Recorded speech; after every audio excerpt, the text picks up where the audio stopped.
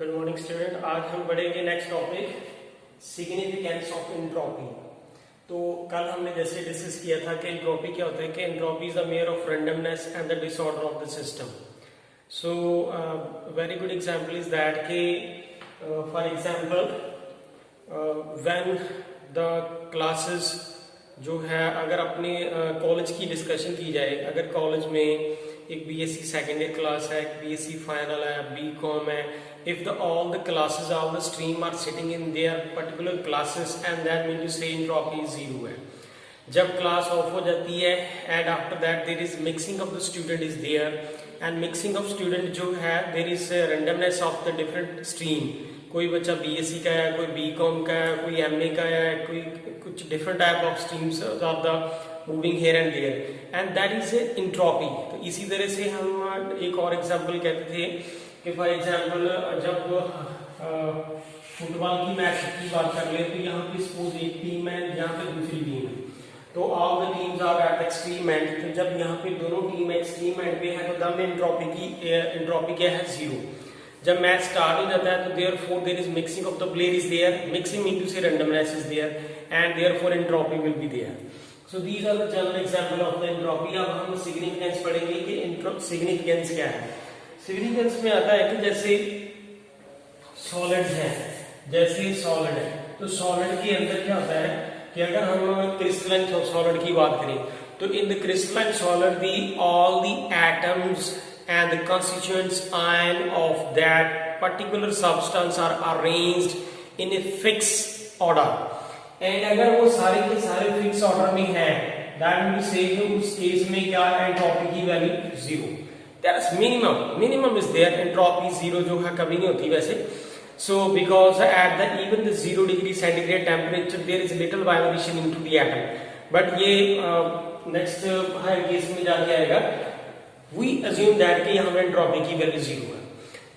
सो अगर हम सॉलिड के बाद हम लिक्विड की बात करें तो लिक्विड के अंदर क्या होता है, द मॉलिक्यूल्स और the atoms and the layer of that move.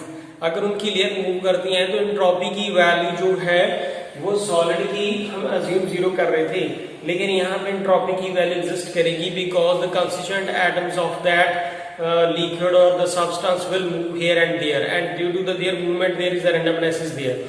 अगर randomness होगी तो therefore entropy will exist here, that is S is greater than 0 is here। We can assume here that S is the 0 here।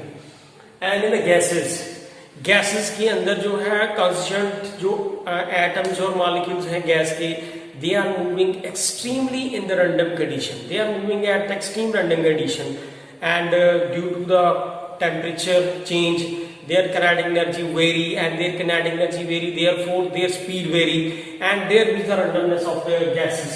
so therefore जो gases होती हैं उनके अंदर जो है randomness सबसे ज्यादा है। that means to say कि जो एंट्रोपीज है मैक्सिमम किस में है, गैसेस में।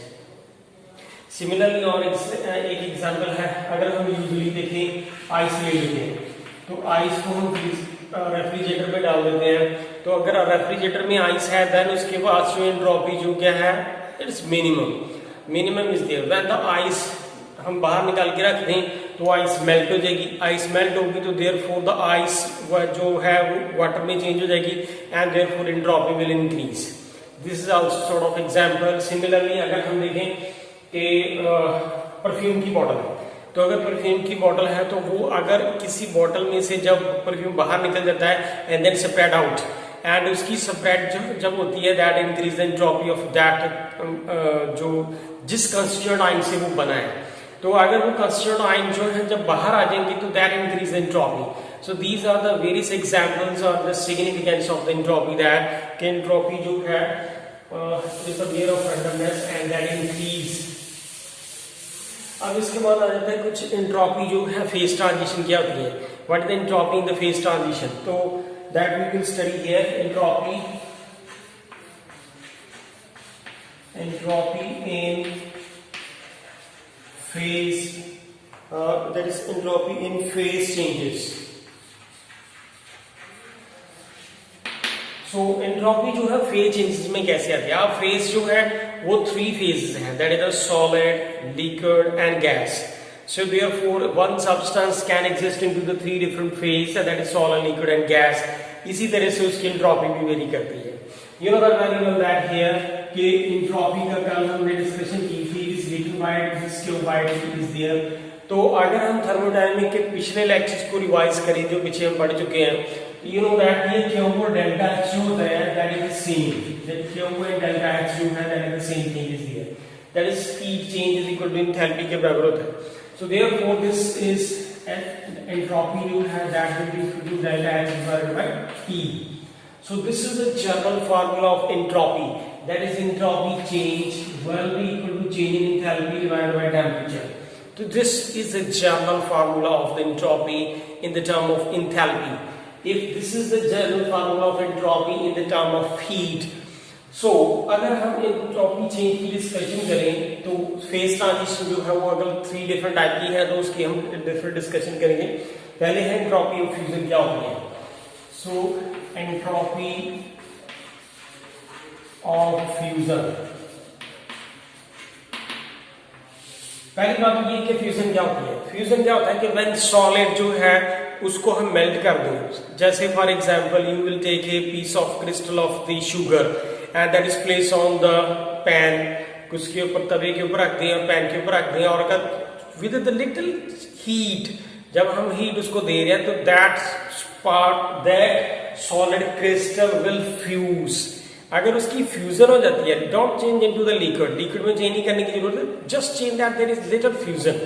So that is entropy of fusion is there. Entropy of fusion. अगर आपके पास एक सॉलिड है तो सॉलिड को आप हीट दे रहे हैं तो हीट देने से उसके अंदर लिटिल चेंज आ जाता है, change into fusion state, and that is called entropy of fusion. तो that is entropy of fusion is written by this is delta S, that is delta S entropy of fusion, that will be equal to here delta H, इसको हम लिखेंगे fusion. से entropy fusion तभी आएगी जब उसके अंदर एंथैल्पी फ्यूजन होगी. एंथैल्पी का मतलब क्या होता है, heat. That are the same thing, enthalpy और जो हीट है that are the same thing at the constant pressure. So therefore this is delta H divided by fusion, और यहां पे आएगा Tm. What is Tm is here कि कोई चीज फ्यूज तभी होगी जब उसका मेल्टिंग पॉइंट आ चुका होगा. सो therefore this Tm is here melting temperature. So this is the entropy of fusion, that is delta S F fusion is equal to delta S fusion divided by Tm, that is entropy of fusion. That means to say कि जो चीज fuse हो चुकी है उसकी entropy ज्यादा है than that of the solid state से, जिस स्टेट से हम उसको मेल्ट कर रहे हैं. So this is the all about of the entropy of the fusion. दूसरी आ जाती है entropy of vaporization. तो अगर हम इसकी बात करें तो ये क्या होती है. अब देखिए, अगर हम पानी ले लें एक सिंपल पैन में, अगर पानी ले लें तो पानी बॉयल कर जाए. बॉयल करने के बाद अगर पानी सिंपल है उसके अंदर एंट्रोपी जो है कम है. जब वाटर के मॉलिक्यूल वेपर फॉर्म में जाएंगे तो जब वेपर फॉर्म में जाएंगे तो दैट इज रैंडमनेस और ज्यादा बढ़ेगी. अगर रैंडमनेस बढ़ेगी तो एंट्रोपी बढ़ेगी. दैट मीन टू से कि जो वाटर है उसके वेपर जो है वेपर फॉर्म में तभी जाएंगे व्हेन इट स्टार्ट बॉइलिंग. तो दैट इज द कि वो बॉइल तभी करेगा जब उसका बॉइलिंग टेम्परेचर आ जाएगा. In that case we can write here this is delta S vaporization, enthalpy of entropy of vaporization, this is equal to enthalpy of vaporization कितनी है divided by this is TB. What is TB is here?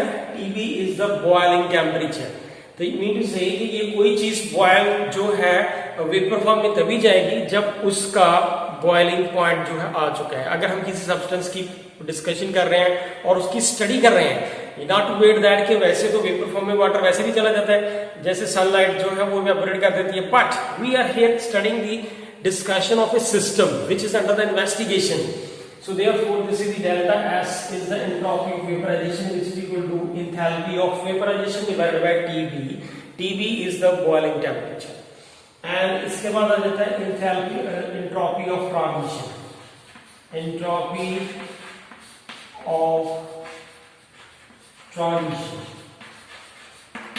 Transition क्या होता है? For example, जिसे हम sublimation भी कहते हैं. सब्लिमेशन है फॉर एग्जांपल हमारे पास नैप्थलीन बॉल होती है, जैसे नैप्थलीन बॉल हम कपड़ों में डालते हैं ताकि उसको कीड़े ना लग जाए, एंड सिमिलरली फिनाइल की बॉल मिल जाती हैं। तो जब वो अगर हम एक जनरल डिस्कशन है, जैसे हम कपूर होती है, कपूर जो बाजार से जनरली मिल जाती है, तो वो क्या होता है कि जब हम ऐसे सरफेस पे रख दें तो आफ्टर द फ्यू डे वो सारी की सारी वहां से उड़ जाती है। दैट मीन्स जो solid directly change into gases में हो जाता है, तो उसको हम क्या कहते हैं, एंट्रोपी ऑफ द ट्रांजिशन। अब आयोडीन की बेस्ट एग्जांपल है, अगर आयोडीन लेंगे तो आयोडीन जो है I2, दिस वन आयोडीन, तो आयोडीन जो है वो डायरेक्टली गैसेस में चेंज हो जाती है। This iodine directly change into gases. अगर आयोडीन सॉलिड फॉर्म में आपके पास है, दैट मीन्स उसके अंदर एंट्रोपी जो है कम होगी, क्योंकि उसके पार्टिकल जो है constituent particle that are the packed, और उसका कुछ अरेंजमेंट होगा, they are not in a irregular manner, तो यहाँ पे एंट्रोपी की वैल्यू कम होगी। अगर आयोडीन गैस फॉर्म में उड़ जाए, अगर इवेपोरेट हो जाए, जब सब्लिमेट हो जाए, तो देयरफॉर जब गैस फॉर्म में जाएगी तो एंट्रोपी की value will be the maximum in that case, and such is called as entropy of transition. Similarly हम देखें तो हम इसको क्या लिखेंगे, this is delta S, that is transition, that is equal simple this H divided by T is that. तो इसके अंदर हम सिंपल टी मीन से अगर हम नैप्थलीन की बॉल ले लें एंड कपूर की बात कर लें, या आयोडीन की बात कर लें, इनको टेम्परेचर देने की जरूरत नहीं है। अगर ये वैसे यहाँ पे रूम टेम्परेचर पे पड़े रहेंगे तो ये अपने आप ही इवेपोरेट हो जाएंगे।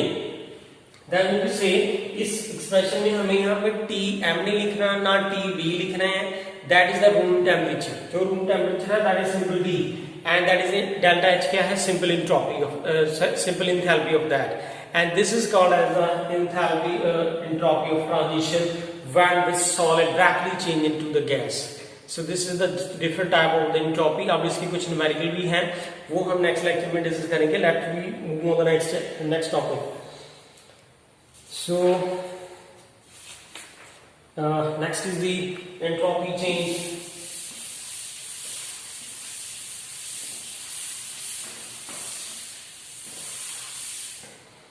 Next topic है entropy change for ideal gas. That is entropy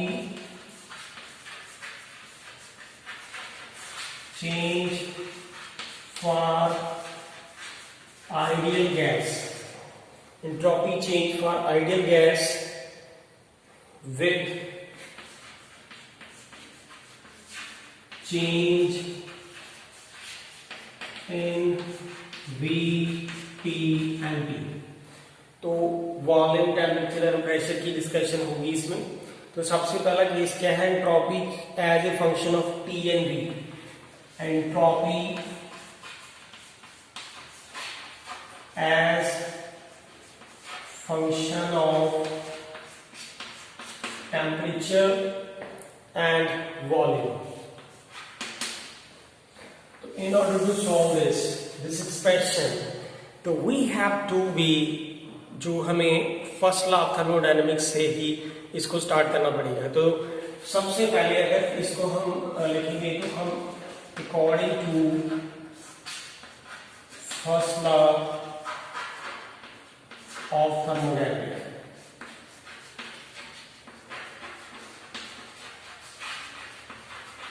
according to the first law of thermodynamics, this is the dE is equal to dQ plus dW। ये सिंपल फॉर्म थी इसकी, फर्स्ट लॉ ऑफ थर्मोडायनेमिक्स। अगर हम यहाँ पे dQ, यहाँ पे dE minus dW लिखें तो that we rearrange this equation, इसको रीअरेंज करेंगे। You know that if temperature and volume की डिस्कशन हो रही है, if we consider here the work of expansion, अगर वर्क ऑफ एक्सपेंशन की डिस्कशन होगी तो therefore this dQ that will be equal to here dE and this is minus PdV there, so therefore this is minus PdV है, ये हम इसको पहले कर चुके हैं। this will be equal to that dE and is equal to PdV। this is equation number 1 here। अगर this is equation number 1 है तो फिर हम दोबारा से as we know प्लीज इसे जरूर लिखना है. As we know ds that is called entropy. ds is called entropy. This is equal to, this is dq divided by t is there. So therefore dq will be equal to क्या tds. तो अगर ये dq tds के बराबर है वो हम यहाँ पे इक्वेशन में पुट अप करेंगे. So therefore ये वाली जो इक्वेशन है that the tds is equal to this that de plus pdv के बराबर आएगा. So equation number 2 is here. After that, we will recall that what is ideal gas equation. तो ideal gas equation क्या होती है? फिर यहाँ पे दोबारा से लिखेंगे कि as we know that जो PV है वो किसके बराबर होता है? nRT. और अगर हम 1 मोल की बात करें तो PV is equal to किसके बराबर है? RT. तो therefore P will be equal to here RT divide by V के बराबर है. तो यहाँ पे इस इक्वेशन को मैंने यहाँ पे सॉल्व किया. अब यहाँ पे जो इक्वेशन नंबर 2 है उसके अंदर यहाँ पे P है. P की वैल्यू यहाँ पे ये पुट अप की जाए RT divide by V. So therefore this is the TDS is here, that is equal to this is the DE and P की जगह यहाँ पे क्या आएगा? It will be equal to this RT divided by V and here is dV. One thing is left. Still the one thing is left. You know that this is question number is suppose 3. As we know that this CV is called heat capacity at constant volume. This heat capacity at constant volume, which is equal to, this is the rate of change of internal energy with respect to temperature. This is CV is called the heat capacity, which is equal to rate of change of internal energy with respect to temperature at constant volume. तो यहाँ पे therefore DE किसके बराबर आएगा? It is CV dt के बराबर. तो यहाँ पे इस क्वेश्चन नंबर 3 में जो DE है उसके अंदर हम ये वाली वैल्यू पुट अप करेंगे. तो therefore it will become here TDS is equal to CV dt plus here this is R EV and dV is here. अगर यहाँ पे ये जो T है इस तरफ ले देंगे तो therefore it will divide on the both side. So therefore this ds will be equal to this is the CV dt divided by T plus here is R divided by V and dV is here. This is the question number 4 here. And अब इसको हम simplify करेंगे.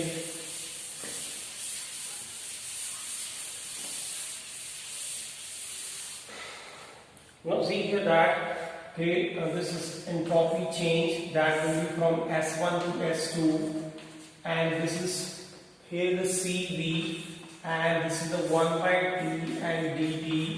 The temperature change from T1 to T2, तभी तो entropy very करेगी from S1 to S2. And here is this is R 1 by V and dV. So volume vary from V1 to V. So therefore this is delta S will be equal to this is the CV log T2 divided by T1 plus here is R log V2 divided by V1. When we will simplify it, you know that very well. This is the CV is here. हम पिछले topics में ये पढ़ चुके हैं. We will write here as we know that CP minus CV किसके बराबर होता है? R. तो therefore CP minus R is equal to CV के बराबर. तो therefore this CV की वैल्यू अगर ये आ रही है तो उसको हम यहाँ पे पुट अप करेंगे. Therefore this delta S will be equal to this the CV and it will be the CP minus R and here is the log T2 divided by T1 plus here is R log V2 divided by V1. Okay? You know that after that इसको हम simplify कर लेंगे. It will be the CP log T2 divided by T1. This is the CP.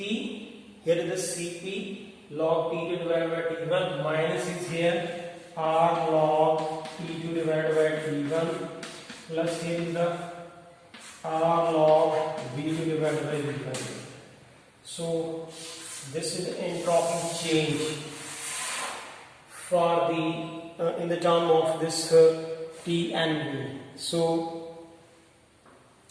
that we will simplify here. This is the Cp and Cv and simply जो यहाँ तक हमने इसको find कर लिया है. अब इसके बाद जो है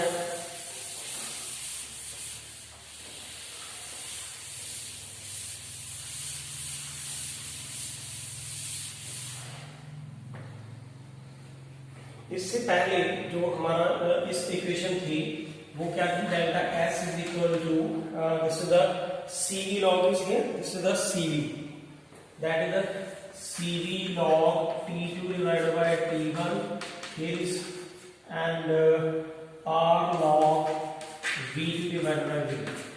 ये हमारी मेजर इक्वेशन थी, उससे हम यहाँ पे तक पहुंचे हैं. तो अब इसके बाद जो है नेक्स्ट केस आ जाता है entropy as a function of T and P. तो एंट्रोपी जो है entropy as function of T and P. In that case, अगर हम यही इक्वेशन से स्टार्ट कर ले तो this is the delta x is equal to this is the Cv is here. तो यहाँ पे इसको हम पहले आइडियल गैस इक्वेशन के साथ कंपेयर करेंगे. You know that this is PV is equal to किसके बराबर है RT. In general is equal to this one.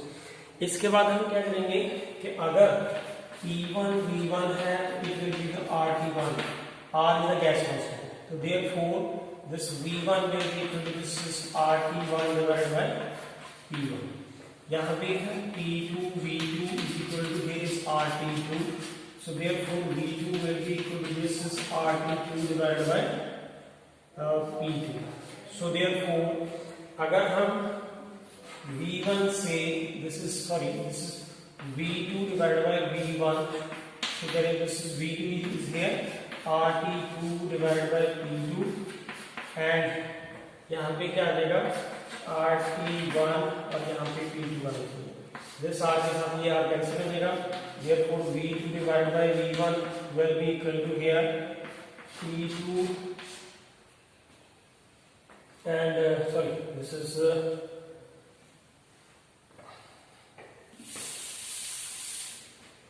so this is the V2 is here V2 divided by V1. This is equal to RT2 divided by P2 is here and here is RT1 and P1 is here. So R के साथ ये R cancel हो जाएगा. Therefore V2 divided by V1 will be equal to this is the T2 divided by T1 P1 divided by P2 is there. So therefore ये वाली equation जो थी हमारे पास उसके अंदर ये वैल्यू पुट अप करेंगे. तो therefore this is the delta S will be equal to this is the Cv this log T2 divided by T1 and here is R log this is log T2 divided by T1 divided by P2 is this one. तो साथ में हम इसको simplify कर लेंगे कि ये Cp minus Cv किसके बराबर था R और therefore Cp माइनस जो है R वो किसके बराबर होगा Cv. तो अगर ये वैल्यू है तो यहाँ पे ये इक्वेशन जो है वहां पे सिंप्लीफाई करेंगे.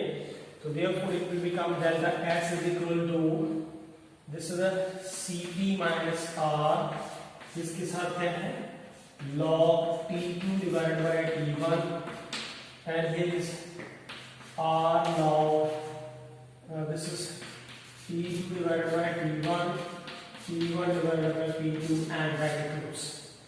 So that's what we get here. इसको सिंप्लीफाई करेंगे तो therefore delta S is equal to this is the Cp log T2 divided by T1 minus R log T2 divided by T1 plus R log T2 divided by T1 साथ में क्या आएगा R log T1 divided by H T2. तो ये minus है, ये plus है, therefore this delta S will be equal to this is Cp log T2 divided by T1 plus is R log P1 divided by P2. So this is the entropy change in the term of temperature and pressure.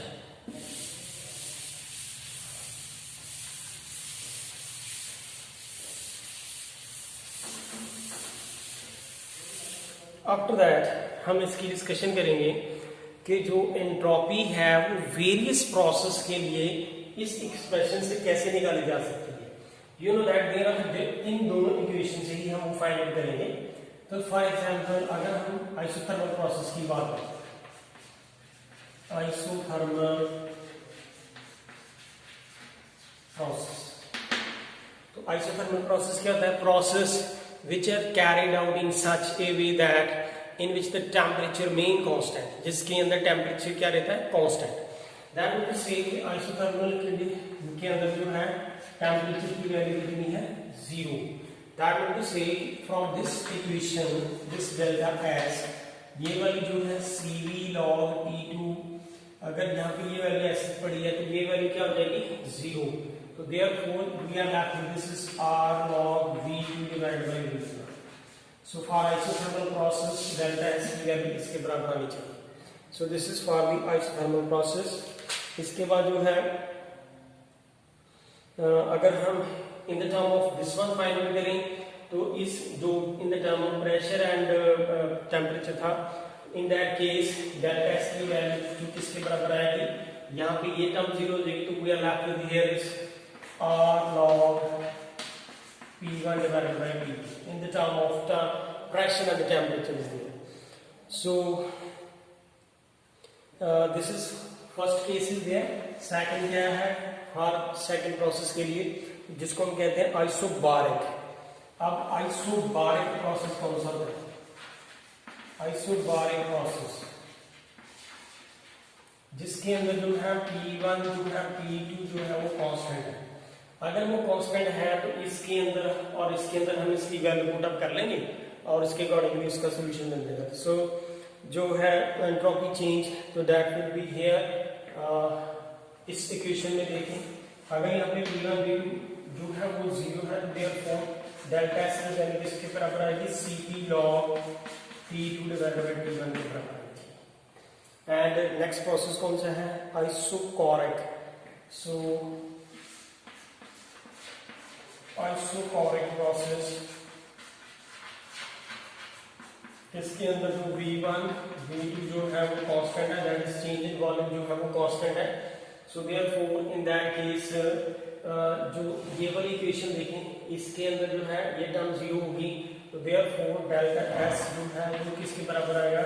Cv log T2 divided by T1. So this is the calculation of the entropy in the various process. So by this way, and after that adiabatic process के लिए जो है adiabatic process क्या होता है? जहाँ पे adiabatic process